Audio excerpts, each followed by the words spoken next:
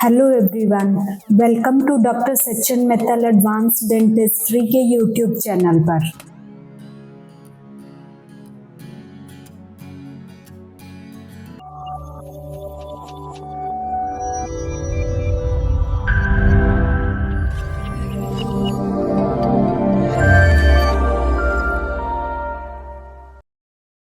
आज हम बात करेंगे एक स्पेशल टॉपिक के बारे में जो सबके लिए बहुत इम्पॉर्टेंट है and that's perfect oral hygiene. अगर आप भी चाहते हैं कि आपकी स्माइल हेल्दी और ब्राइट हो बिना किसी डेंटल प्रॉब्लम के, तो ये वीडियो है आपके लिए। इसमें मैं आपको बताऊंगी एक सिंपल डेली रूटीन जो हमें अपने टीथ के लिए फॉलो करना चाहिए, प्लस कुछ एक्सपर्ट टिप्स जिससे कि आपके गम्स एंड टीथ स्ट्रॉन्ग रहेंगे। सबसे फर्स्ट है कि मॉर्निंग रूटीन हमारा क्या होना चाहिए टीथ के लिए। मॉर्निंग रूटीन में हम सबसे फर्स्ट स्टेप जो करेंगे वो ब्रशिंग का रहेगा, लेकिन सिर्फ ब्रश करना ही इम्पॉर्टेंट नहीं है, ब्रश सही तरीके से करना भी बहुत इम्पॉर्टेंट है। सो सही तरीके से ब्रशिंग के लिए हमें कुछ स्टेप्स फॉलो करने पड़ते हैं। सबसे पहले कि हमें सॉफ्ट ब्रिसल्स टूथब्रश यूज़ करने चाहिए। हार्ड ब्रिसल टूथब्रश अगर हम यूज़ करते हैं तो वो हमारे गम्स को डैमेज करते हैं। सेकंड कि हमें कितनी देर के लिए ब्रश करना चाहिए। 2 मिनट्स एडिक्वेट टाइम होता है नॉर्मली ब्रशिंग का। बहुत जल्दी ब्रश करके छोड़ देना या ओवर ब्रशिंग, दोनों ही चीज़ें एडवाइजेबल नहीं रहती हेल्दी ब्रशिंग के लिए। थर्ड है कि हमें किस डायरेक्शन में ब्रश करना चाहिए। सर्कुलर मोशन में यूजुअली ब्रश करना चाहिए हमें, इससे प्लाक और कैलकुलस डिपॉजिट नहीं होता तो दांतों की समस्या नहीं होती।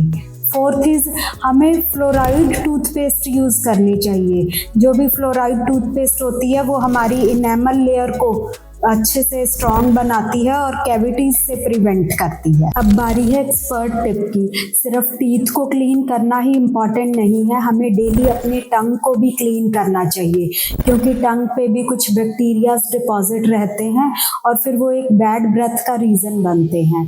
सो टंग क्लीनर यूज़ करें और अपनी टंग को भी डेली क्लीन करें। Second is flossing. जैसे हमें ब्रश की डेली हैबिट होनी चाहिए, वैसे ही फ्लॉसिंग को भी अपने डेली रूटीन की हैबिट बनाना इम्पॉर्टेंट है, क्योंकि कई बार क्या होता है कि ब्रशिंग कई बार इंटरडेंटल एरियाज को क्लीन नहीं कर पाती, कहीं क्राउडिंग है वहाँ क्लीन नहीं हो पाता आपका, तो उसमें हमें फ्लॉसिंग बहुत हेल्प करती है क्लीनिंग में। फ्लॉसिंग को करना कैसे चाहिए। डेंटल फ्लॉस लेंगे हम और उसको अपने इंटरडेंटल 2 दांतों के बीच की स्पेस में डालेंगे और अप एंड डाउन स्क्रॉल करेंगे उसको। तो ये फ्लॉसिंग की हैबिट हमें डेली बनानी चाहिए। फ्लॉसिंग वहाँ से भी फूड पार्टिकल्स को निकालता है जहाँ से ब्रश नहीं निकाल पाता। फ्लॉसिंग हमें गम्स डिजीज़ और कैविटीज़ से बचाता है और ये कभी भी प्लाक और कैलकुलस डिपॉजिट नहीं होने देता। Third is mouth wash. हमें डेली माउथ वॉश यूज़ करने की भी हैबिट होनी चाहिए।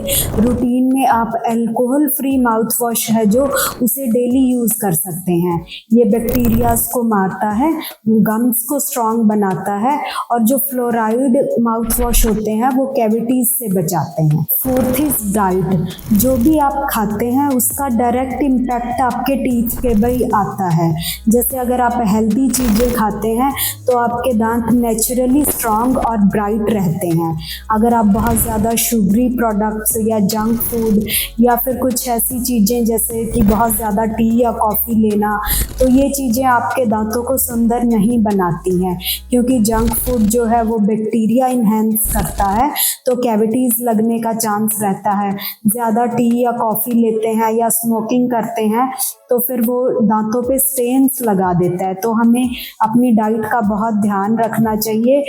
हमें ये शुगरी प्रोडक्ट्स और एसिडिक प्रोडक्ट्स को अवॉइड करना चाहिए। तो हमें डाइट में ज़्यादा क्या इंक्लूड करना चाहिए। कैल्शियम रिच फूड्स इंक्लूड करने चाहिए, उससे नेचुरली दांत स्ट्रॉन्ग होते हैं।